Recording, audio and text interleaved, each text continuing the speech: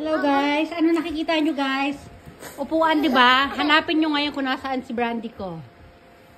Si Brandy, hanapin natin. Oh, ayun pala. Ayun pala siya. May bago siyang tambayan, oh.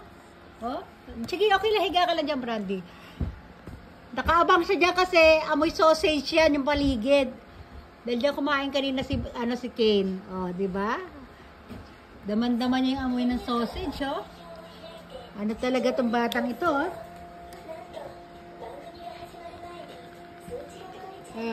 Diyan ka lang, Brandy. Hindi ka lalabas dyan.